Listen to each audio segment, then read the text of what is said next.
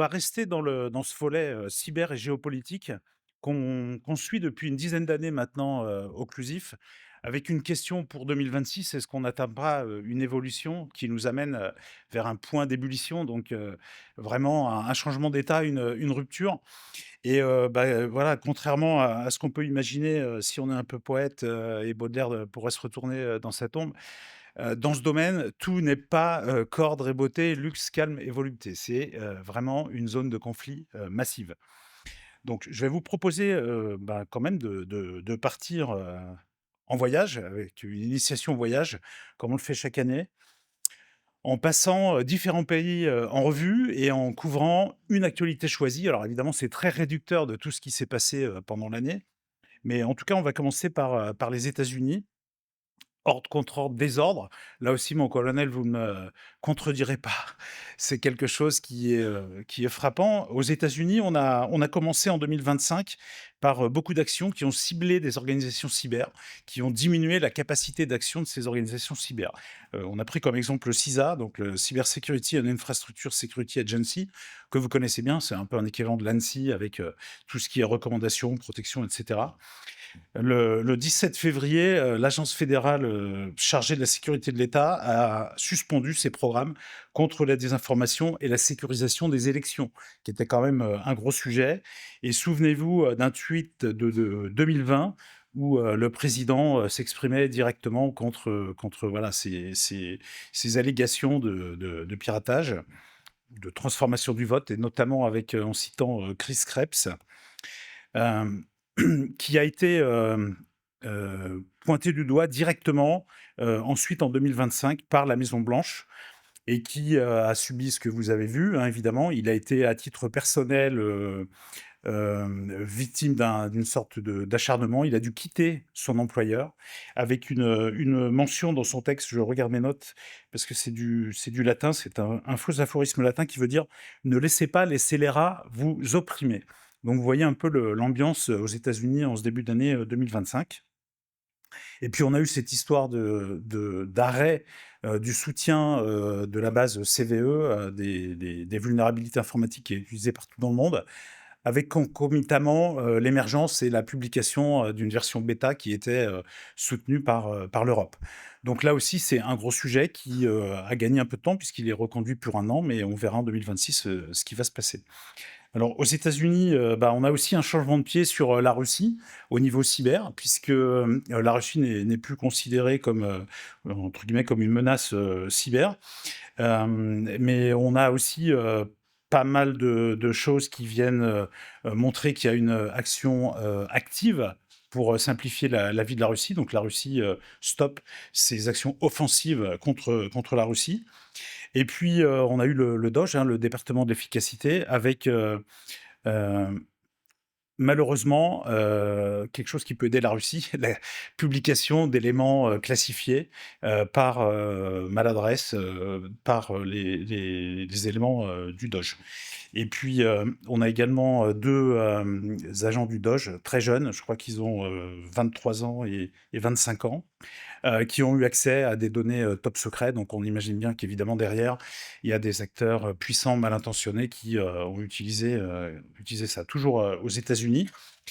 Un point particulier qui a ciblé, une organisation, donc la cour pénale, internationale, avec un mix entre des sanctions directes contre les procureurs et puis,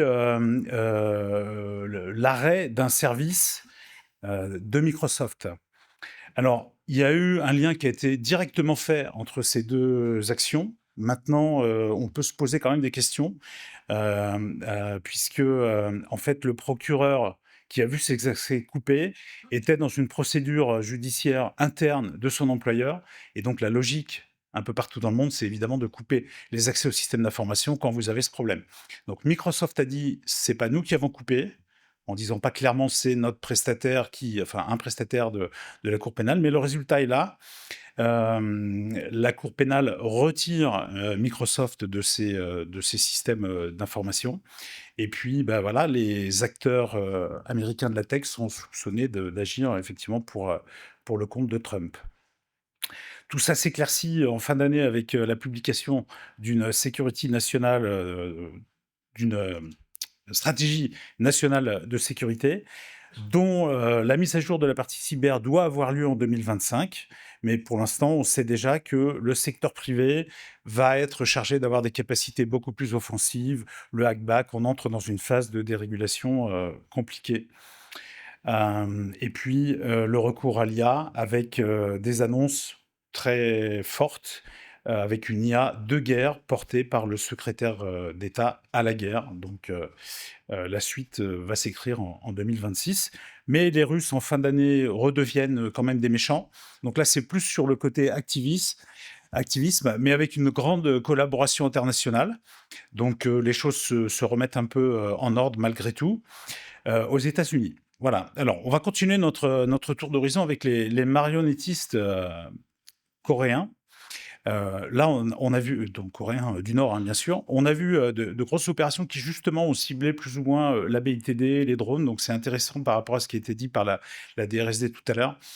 Donc, beaucoup de ciblage sur des entreprises européennes de fabricants de drones, avec, toujours cette histoire d'infiltration d'experts dans les infrastructures, dans les équipes, techniques. Donc ça, c'est quand même nouveau. Donc les marionnettistes, c'est la capacité d'agir à distance et puis, un financement qui est très bon puisqu'on associe des hacks, en milliards de dollars, aux bénéfices, de la Corée du Nord, donc pour son financement.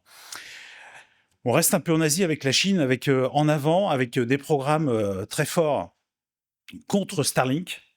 Donc, pendant l'invasion de l'Ukraine, on avait vu, l'intérêt de Starlink, pour l'Ukraine.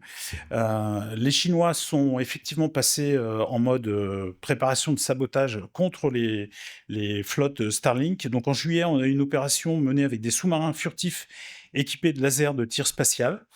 Et puis, on a eu en novembre une deuxième opération qui est très intéressante, qui était, contre, Taïwan et qui permettait de faire une sorte de dôme d'isolation, avec 2000 drones qui ont pu, donc brouiller les communications. C'est a priori ce qui se passe ou quelque chose de ressemblant qui se passe aujourd'hui en Iran avec peut-être un on verra en fin d'année, avec un support, de la Chine sur, cette capacité, bah, de stopper, Starlink. Et puis la Chine est aussi victime de fuites d'informations, donc son back-office d'entreprise de collaboration, de hacking est un peu mieux, connu. Comme anecdotiquement un leak, une fuite de données massive qui a exposé beaucoup d'informations sur, le grand firewall chinois et en particulier sa capacité à packager cette technologie et à la vendre à des pays qui veulent, mettre en place des censures et des contrôles de leur, population, donc de l'exportation de technologies, chinoises. Et puis, retour aux sources, la BITD, la base industrielle technologique de défense, elle est la cible dans beaucoup de pays. En France, on l'a vu tout à l'heure avec l'intervention de la DRSD, mais en Russie aussi. Des Ukrainiens ont ciblé des usines de fabrication de drones. Ils ont même réussi à fermer les portes de l'usine. Les gens ne pouvaient même plus sortir. Enfin, tout était vraiment bloqué. Beaucoup de données évidemment confidentielles volées. C'est important parce que ces drones sont aussi utilisés, contre l'Europe, avec, notamment un exemple ici, le Danemark visé par des cyberattaques d'ampleur inédite qui ont, aussi, ciblé des entreprises, de défense. En France, bon, on a eu déjà un tableau, dressé par 2 institutionnels, mais on est point d'ébullition, alerte rouge. Là aussi les drones avec, des survols de zones extrêmement, sensibles, pas que l'île Longue, hein, il y a aussi, les bases de l'ADRM. Bon, la désinformation, on la pratique aussi, puisque les médias ont beaucoup repris des cartes avec une île Longue qui n'est pas la vraie, la bonne île Longue. Si vous regardez sur Google, il y a beaucoup d'îles Longues, il y a même Long Island aux États-Unis, voilà. Donc, on peut se tromper, ça peut aider, ça désinforme, pourquoi pas. Mais plus sérieusement, on a, en 2025, pu voir les résultats effectifs de plusieurs opérations d'ingérence russe sur le sol français, avec des alertes données évidemment sur les municipales 2026 et les présidentielles de 2027, et puis des opérations de désinformation de propagande d'un nouveau style qui vont jusqu'à mêler la patronne de la DGSI sur des rumeurs avec des propagandistes français qui seraient au service de Moscou. Alors effectivement, le ministère des Affaires étrangères dénonce une certaine désormais porosité, y compris directe, des médias qui invite des nationalistes, idéologues, propagandistes, effectivement pro-russes. Donc les questions se posent du niveau de progression de l'entrisme. Et puis des effets assez incroyables sur des petites vidéos. Donc le président de la République qui s'exprime sur une vidéo qu'il faut retirer, vidéo qui est assez visiblement faite par l'IA, faite par un jeune étudiant burkinabé. Voilà, la guerre se déplace vraiment sur les réseaux sociaux, sur des informations, avec un compte que je vous invite à suivre, French Response, qui est le troll officiel français qui répond à toutes les opérations de désinformation d'Elon Musk ou autres.